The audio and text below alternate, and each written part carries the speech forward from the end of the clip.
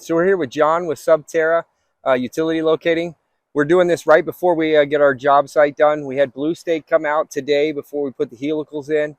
And what we're doing is we're just making sure that there are no extra utilities in this area. We are going to go down anywhere between 5 and 20 feet in the ground. And so it's important for us to make sure that we're not doing extra work by hitting something that we could very easily have spent a couple $100 just making sure of. So what I'm using here is a ground penetrating radar machine, which hopefully we're going to be able to pick them up. Sometimes, depending on soil conditions, soil conductivity, density, is if we're going to get a good read on the direction of those lines. I guess we'll find out, huh? So you're essentially kind of looking at things that aren't regular, irregularities on the soil. What I find is you call it a hyperbola. So when you go perpendicular to the line that you want to find, it shows a little mountain on the screen, and then you have to make consecutive passes that are consistent with what you found to be able to ID septic tank, leach lines, any other non-conductive utilities is what we use this machine for. Cool. So we're just going to be doing a grid scan around the septic tank, which is where this black pipe is, just to see if we do get any of those hyperbolas that are consistent with a leach field. Or maybe we won't, you know, we'll see. So we'll find a spot, we'll mark it.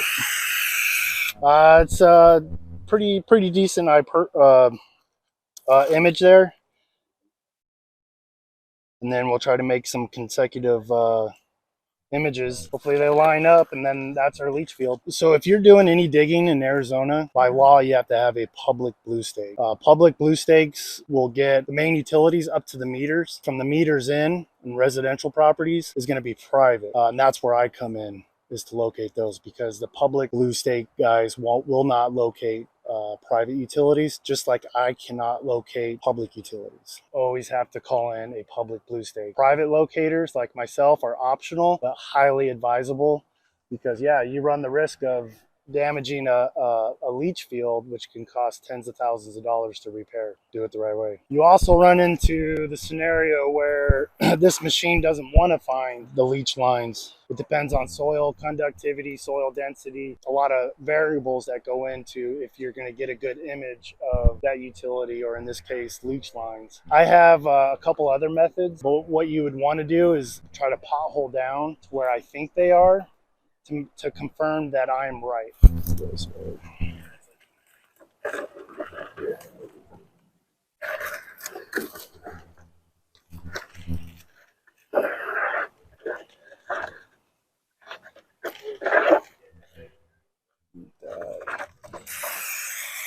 There might be another lid right there, potentially.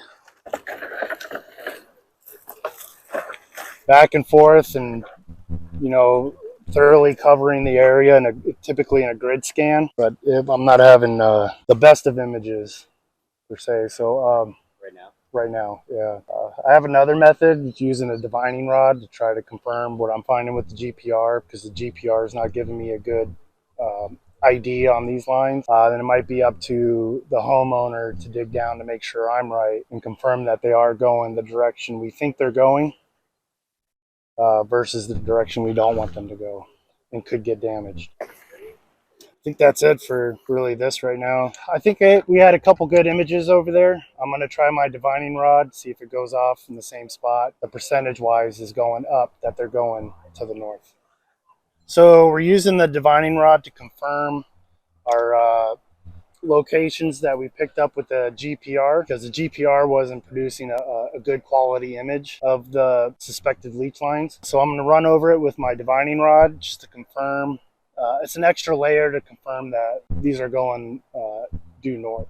So divining rod, this one in particular, is just a car antenna mounted into a handle that just kind of swings freely. So what you do is you hold it perfectly straight up and down, and you go over your target area, and it should swing to the direction that the line's going. So the earth has a magnetic field, and when you dig a trench, you're disrupting that magnetic field, and a car antenna or copper wires are going to want to point down the poles of that disruption.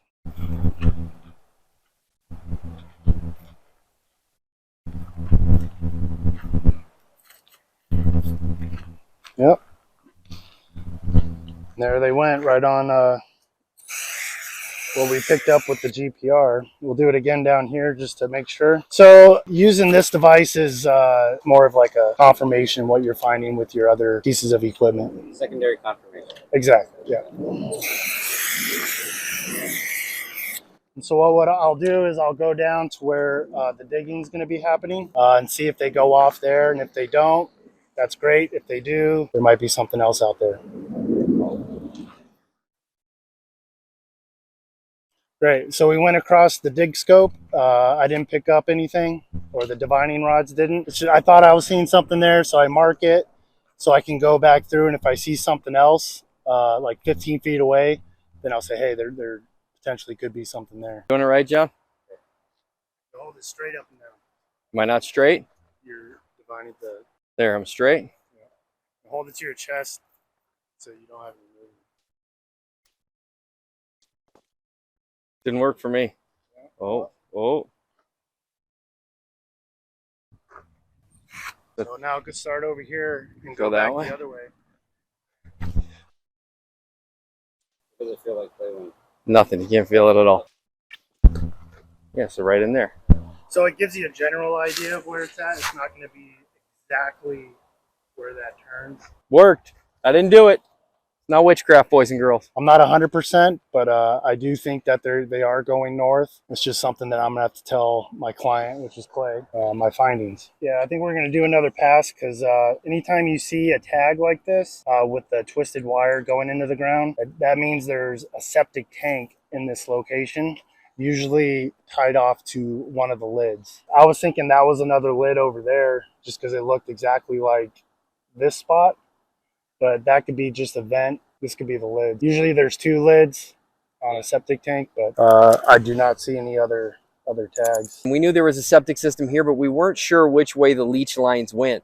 Nice thing about having him out here is he can also tend to spot something that's besides a leach line or the septic system. So we can happily put in helicals and spend 3 or 4 hours and be ready to drop this house.